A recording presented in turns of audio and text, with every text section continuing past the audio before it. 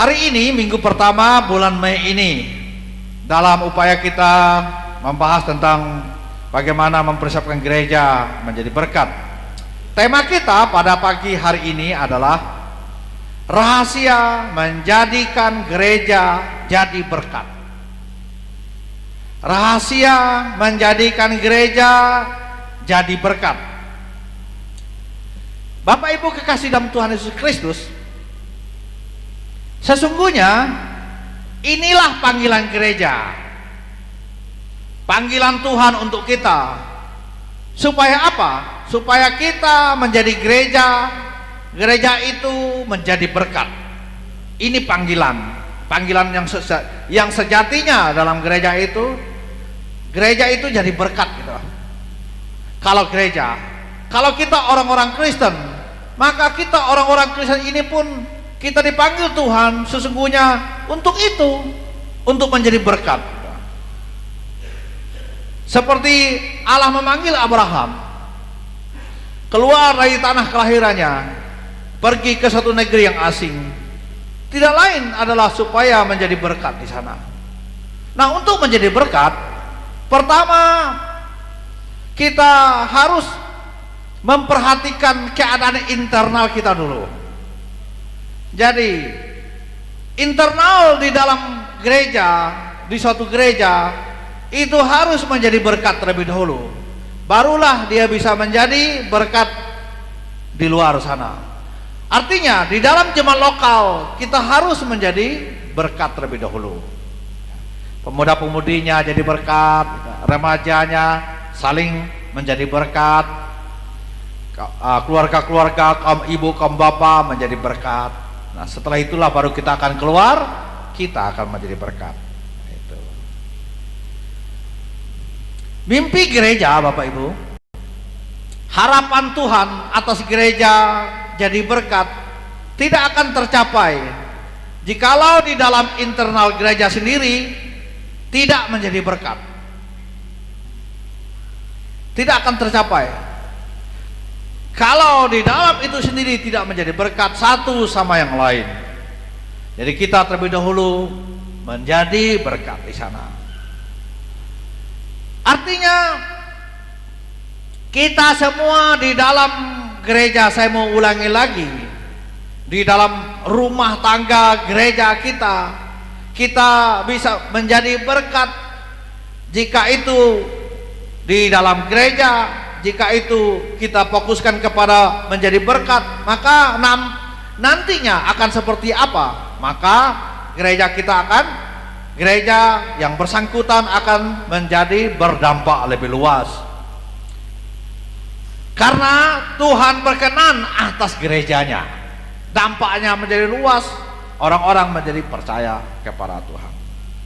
Jadi orang-orang akan mengenal Tuhan Yesus Kristus. Orang-orang akan mengambil suatu keputusan, percaya atau tidaknya, itu sebenarnya bergantung kepada orang-orang percaya. Kalau orang percaya, kalau gereja, orang mau datang atau tertariknya kepada gereja, itu tergantung orang-orang dalam gereja itu. Kalau suatu kegiatan, orang mau datang atau tidak, itu juga tergantung panitia penyelenggaranya suatu kegiatan tersebut, atau di mana akan diselenggarakan kegiatan tersebut. Kalau kita bisa menjadi berkat, maka orang-orang juga akan antusias untuk mengikutinya. Itulah faktanya, itulah kenyataannya yang kita hadapi di Mekah, di dunia yang nyata ini dalam pelayanan. Jadi gereja akan dipakai Tuhan. Jadi orang akan datang mengambil keputusan percaya atau tidaknya dia, karena kita orang-orang percaya dengan Tuhan ini. Orang-orang di luar sana mau menerima Yesus Kristus atau tidak, itu karena ada orang-orang percaya yang dapat mempengaruhi hidupnya, dan ada orang-orang percaya yang menjadi berkat baginya, maka dia ambil keputusan. Gereja-gereja yang bangkit juga ada pengaruhnya gereja tersebut dalam dirinya Tuhan yang menyatakan kuasa. Jadi Bapak Ibu kasih dalam Tuhan, jadi dampaknya akan semakin luas apabila gereja sudah menjadi berkat. Nah, di sana siapa yang akan menjadi berkat? Tidak lain adalah warga gereja itu sendiri. Warga gereja harus menjadi berkat. Kalau warga gereja, kalau bapak-bapak menjadi berkat. Kalau ibu-ibu menjadi berkat. Kalau pemuda-pemudi jadi berkat dalam persekutuan. Ya. Bagaimana mempengaruhi persekutuan itu menjadi lebih hidup. Nah, itu daripada pemuda-pemudi. Dan selanjutnya. Tetapi semuanya ini kita tidak akan pernah menemukan berkat menjadi berkat baik persekutuan apapun kalau Tuhan tidak ada di sana.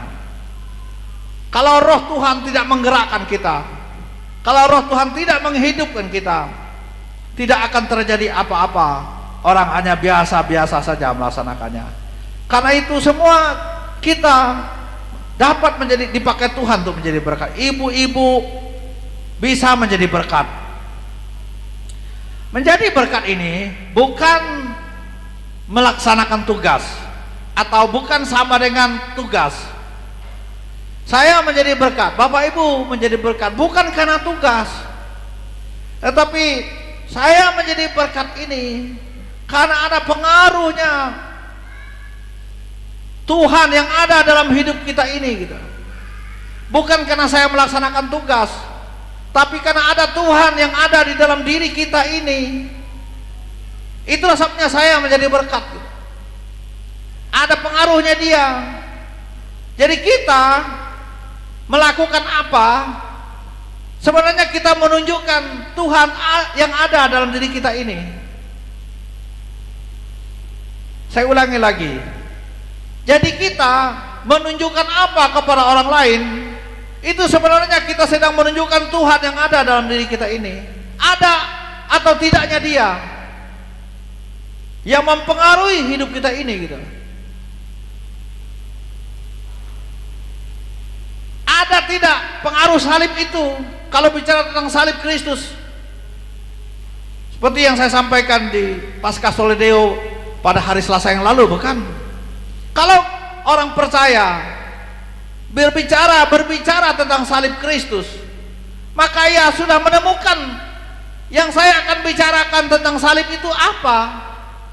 Kalau orang Kristen yang sungguh-sungguh di dalam Tuhan, apabila dia berjumpa dengan salib Yesus, dia sudah tahu akan apa jawabannya kalau ditanya tentang salib. Kalau kita bicara tentang salib dari sisi salibnya, maka yang kita bicarakan di sana adalah satu kalimatnya, pengorbanan. Yang dua, penderitaan. Yang ketiga, kematian. Yang keempat, kebangkitan. Dan selanjutnya, itu dari sisi salib.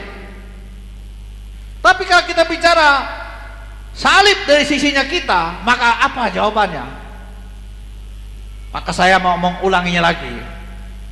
Bagi yang tidak hadir, tapi bisa juga mengikuti di dalam YouTube gereja ya, KKP Injil ini. Tapi ada soundnya bagus, ada yang tidak, itu juga mempengaruhi sekali.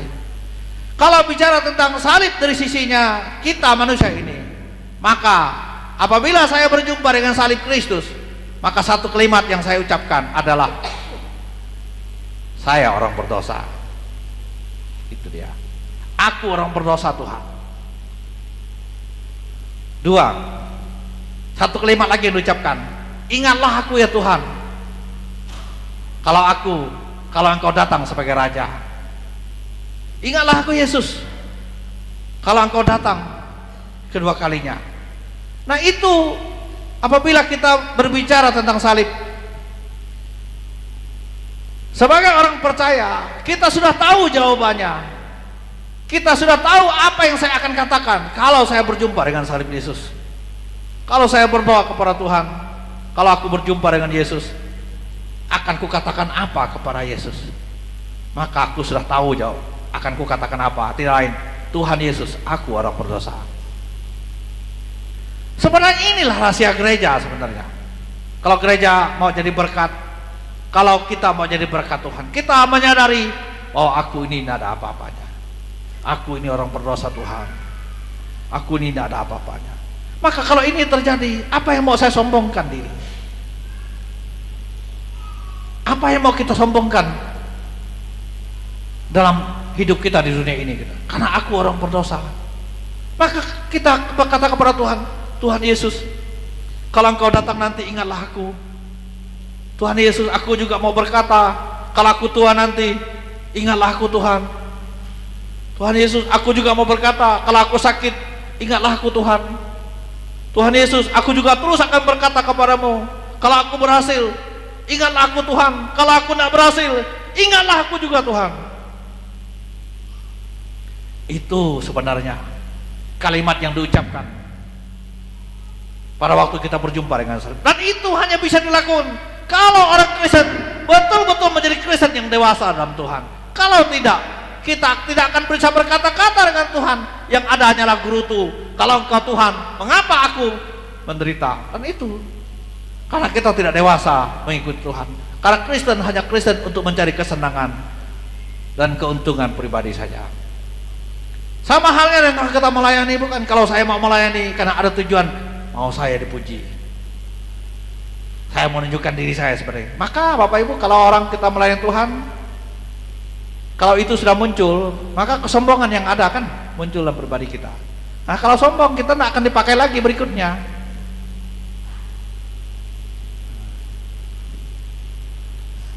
Kita tidak akan dipakai lagi. Tapi orang yang rendah hati hidupnya, manusia tidak mengangkat dia, tapi Tuhan Allah mengangkat dia ke puncak-puncak yang lebih tinggi. Nah itu Bapak Ibu, anak-anak muda.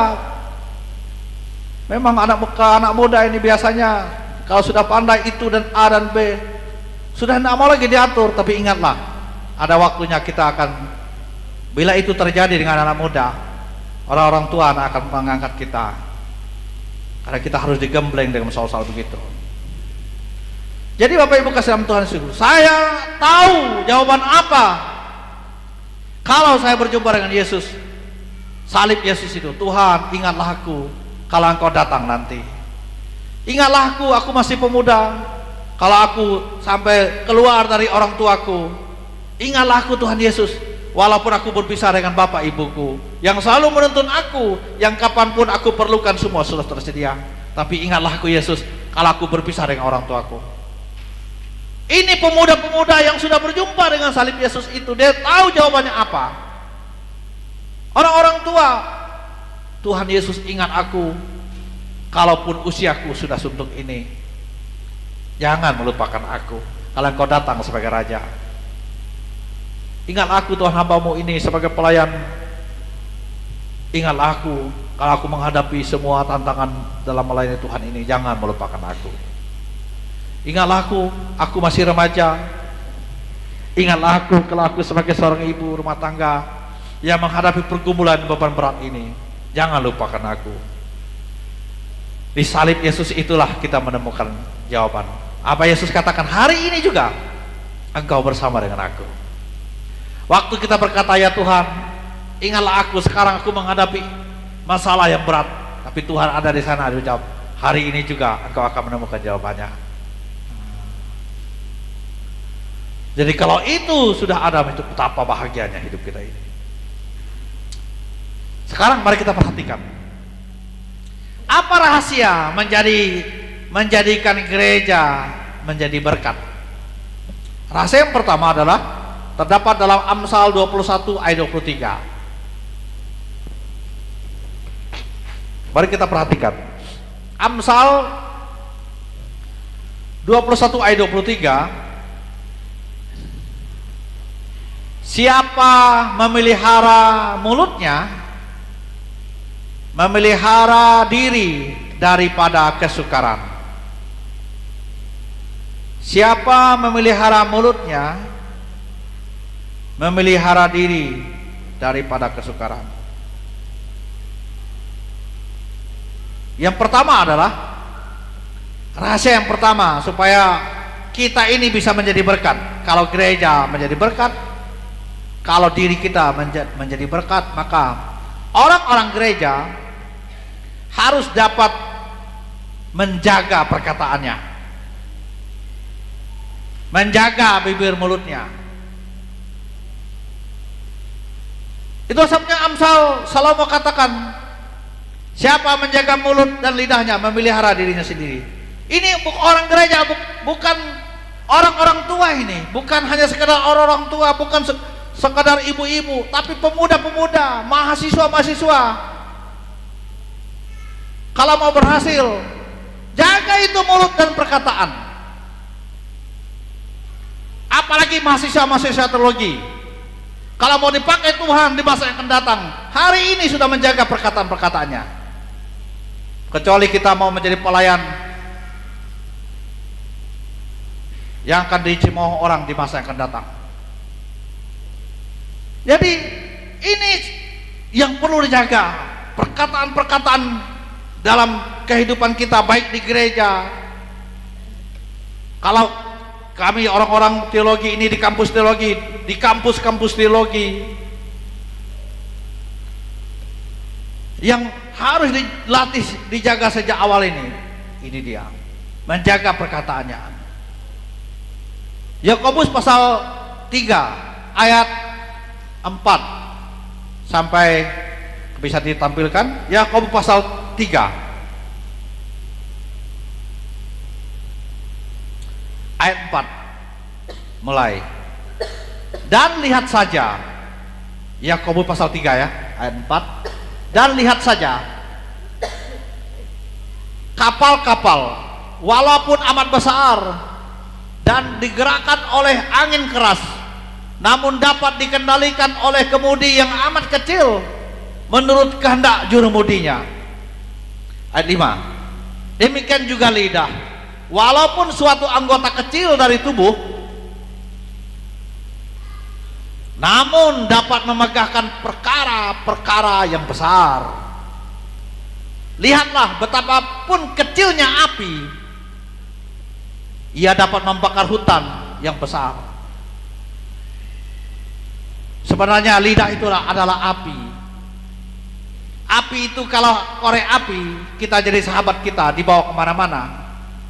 Tapi kalau api sudah membakar hutan, sudah sifatnya membakar, bukan menjadi sahabat, tetapi dia menjadi bencana bagi kita. Itu sama dengan lidah. Yakobus mengatakan kepada jemaat ini betul-betul dapat memperhatikan bagaimana sahabat yang kecil itu, korek api itu, kemudian menjadi bencana ketika ia membakar hutan. Sama dengan lidah kita, sama dengan perkataan-perkataan kita. Hari-harinya dia adalah sahabat kita, tapi dia juga bisa menjadi bencana bagi kita. Lidah pun adalah api, ayat 6. Ia merupakan suatu dunia kejahatan dan mengambil tempat di antara anggota-anggota tubuh kita sebagai sesuatu yang dapat menodai seluruh tubuh dan menyalakan roda kehidupan kita, sedang ia sendiri dinyalakan oleh api neraka. Jadi Bapak Ibu kasih dalam Tuhan, gereja harus menjaga ini perkataan-perkataannya. Orang-orang percaya menjaga perkataannya. Amsal 10 ayat 11. Amsal 10 ayat 11. Kata-kata, saya dalam terjemahan yang baru ya.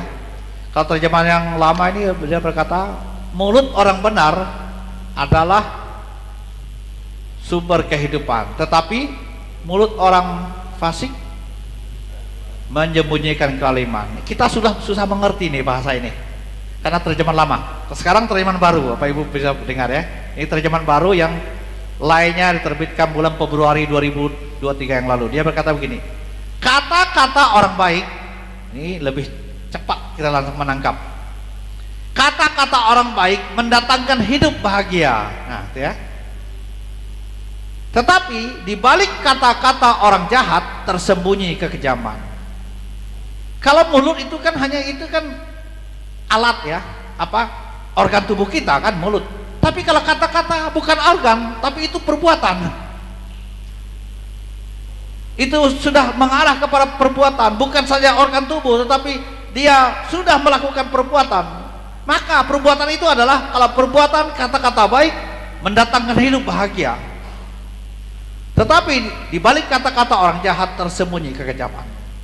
Bukan saja terjemahan yang lama ini, orang fasik katanya. Tetapi ini langsung kepada suatu perbuatan. Amsal 11 ayat 17. Ini masih dalam terjemahan yang baru. Amsal 11 ayat 17.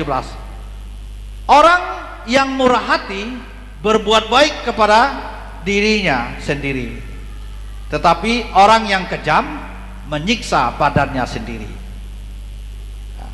Orang yang murah hati berbuat baik kepada diri sendiri. Diri sendiri itu diterjemahkan apa?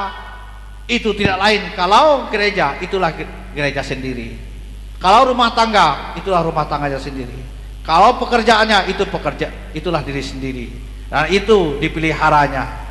Dia memelihara dengan berbuat baik terhadap itu semua. Tapi orang yang kejam, dia menyiksa rumahnya, dia menyiksa badannya, dia menyiksa itu di sini. Jadi Bapak Ibu kasih dalam Tuhan, memang kalau kita kembali kepada Amsal ini, perkataan-perkataan Salomo ini, Salomo sendiri yang mengatakannya. Dia adalah tokoh kebijaksanaan. Tapi kalau kita mengacu kepada di sana, betapa bahagianya Salomo yang dipakai oleh Tuhan Allah, sehingga seluruh bangsa berduyun dan datang kepadanya hendak belajar dengan kata-kata dan hikmatnya memimpin. Tentang kata-kata bijaknya, ia berkata bahwa kata-kata orang baik mendatangkan hidup yang bahagia. Bapak Ibu kasih dalam Tuhan, memang untuk berkata-kata seperti ini kita lebih mudah untuk mengatakannya, tetapi kita pun menyadari bahwa kita hidup di dunia ini. Bapak Ibu, kita memang mantan orang yang tidak baik. Saya, Bapak Ibu sekalian, adik-adik pemuda remaja kita sekalian, kita adalah mantan orang yang tidak baik. Tetapi itu kan dulu saya mantan orang tidak baik. Bapak-bapak, dulu bapak-bapak mantan orang yang tidak baik. Ibu-ibu juga mantan orang yang tidak baik. Itu dulu. Kita dulu belum mengenal Tuhan Yesus. Saya juga melayani belum sungguh-sungguh saya berjumpa dengan pribadinya Yesus itu. Walaupun saya sudah dilantik menjadi seorang hamba Tuhan atau seorang pendeta sekalipun, tapi saya belum menemukan arti yang sesungguh-sungguhnya siapa Yesus. Saya belum mengubah segala-galanya. Itu dulu saya mantan tidak baik dalam melayani Tuhan. Kita juga ada mantan orang yang tidak baik. Keluarga-keluarga mantan tidak baik. Suami-suami mantan yang tidak baik kata-katanya istri-istri. Tapi sekali lagi, itu hidup kita masa lalu, bukan? Tapi sekarang, setelah saya mendengar firman Tuhan, setelah saya percaya sungguh-sungguh dengan Tuhan, setelah saya betul-betul mengerti tentang Yesus, setelah saya betul-betul menyatu dengan Dia, memahami siapa itu iman saya, memahami siapa Yesus, hidup saya berubah. Kalau kita dulu hidup seperti itu Bapak Ibu, kita mantan, kita seorang yang tidak baik, kita seorang yang jahat di mata Tuhan, bagaimana hidup kita? Ada lagu yang dinyanyikan kita waktu di Paskah Perkawan itu, bukan? Maksudnya Paskah misi kemarin di Solideo itu, ibu-ibu perkawan selalu saya minta nyanyikan lagu itu, karena sungguh-sungguh lagu itu betapa dalamnya arti itu. Kalau kita dulu belum mengenal Tuhan sungguh-sungguh, kita itu bagaikan perahu yang tidak berhaluan. Bisa bayangkan perahu yang tanpa haluan, bagaimana kita? Maka hidup kita terombang-ambing, dihempas gelombang. Itulah keadaan kita dulu. Mengapa ini terjadi? Karena kita meninggalkan firman Tuhan. Itu penyebab utamanya. Mengapa keluarga saya tidak bahagia? Mengapa hidup saya begini? Mengapa saya begitu? Mengapa saya seperti hampa? Mengapa hidup saya seperti tanpa ada arah dan tujuan? Karena saya dulu memang meninggalkan Tuhan. Itulah sifat saya biasa dulu. Tapi sekarang saja aku mengenal Tuhan, sejak aku mendengar firman Tuhan, firman Tuhan telah mengubah hatiku. Dan itulah Kristen yang sesungguhnya.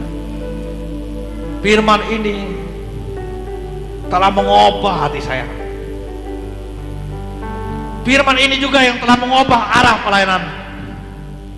Sebagai seorang gembala dan pendeta ini, dialah yang mengubah hidup saya ini. Sehingga begini modelnya. Kalau tanpa ini, bagaimana bisa mengubah saya yang jahat ini? Bapak Ibu, kalau tanpa ini, siapa yang bisa mengubah Bapak Ibu? Ibu-ibu yang suka menggunakan perkataannya dengan seenak-enaknya, tanpa batas, tanpa melihat ini gereja, tanpa ini melihat persekutuan. Sedang menyanyi pun kadang-kadang kita mengombel sana dan sini. Kita bukan memuji Tuhan, tetapi kita membuat dosa kita di hadapan Tuhan. Kenapa? Kita tanpa firman Tuhan. Tapi itu dulu Bapak Ibu. Sekarang saya sudah dengar firman Tuhan. Sekarang hidup saya berubah. Coba ini lagu kita nyanyikan. Mari kita berdiri.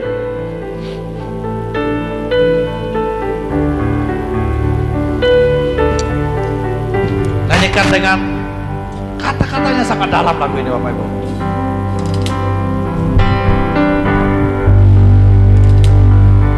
Bagai para tak berhaluan, ombak ambing dihempas gelombang. Demikian hidup ini penuh cobaan, selama ku tinggalkan firman-Mu. Perhatikan kata-kata ini. Mengapa Bapak Ibu kita hidup? Saya mau ulangi lagi. Betapa pentingnya kita mengenal firman Tuhan. Kalau dulu kita hidup tanpa arah, tanpa tujuan, itu faktor utamanya karena kita meninggalkan firman Tuhan. Itu yang dilakukan Saul. Saul dibuang oleh Tuhan karena dia meninggalkan firman Tuhan. Itu pengaruhnya. Bapak Ibu, bapak-bapak yang tak diberkati hidupnya, apa masalahnya ini? Pemuda-pemudi tak diberkati hidupnya, apa masalahnya? Karena meninggalkan firman Tuhan. Itu masalah utamanya. Tapi kini jiwaku dah, sama-sama kita nyanyikan. Setelah ku temukan Yesus Gembala di jalan kebenaran yang aku peroleh, jawaban hidup yang sesungguhnya. Sejak pertobatanku kembali padanya, hidupku jadi baru. Yang tak ada di dunia ku temukan pada Yesus, damai dan sukacita. Betapa bahagianya hidup dengannya, tak pernah ku gelisah. Terpujilah namanya, Allah Bapa di surga selama-lamanya. Dia berkata begini Bapak Ibu, sejak pertobatanku aku kembali kepada Yesus. Kalau gereja-gereja Bapak Ibu yang betul-betul kembali kepada Tuhan, kalau ibu-ibu kembali kepada Tuhan, bapak-bapak sungguh-sungguh kembali kepada Tuhan, orang-orang gereja sungguh-sungguh kembali menjadikan Yesus Gembala yang agung itu, maka hidupnya pasti baru. Kita memang mantan penjahat dulunya. Kata-kata kita, kesombongan-kesombongan kita, itulah kita mantan dulunya. Tapi sekarang kalau saya bertobat, kembali pada firman-Nya, kita hidup kita jadi baru. Saya diangkat olehnya. Tak ada lagi yang lain selain kutemukan, hanya dalam Yesus. Lalu kemudian akibatnya damai mengalir hidup ini. Betapa bahagianya hidup kita, bukan? Tak lagi gelisah, tak putus asa, tak kecewa. Kalau ini sudah terjadi, maka apa yang kita lakukan? Terpujilah nama Tuhan selama-lamanya. Aku akan hidup sampai tua, sampai masa Tuhan memanggil aku. Aku tetap setia kepadamu. Inilah firman Tuhan untuk kita. Mari kita angkatkan sekali lagi pujian ini. Dari awal ikuti kata-kata kalimat-kalimatnya. Percayalah dia akan mengubah hidup kita.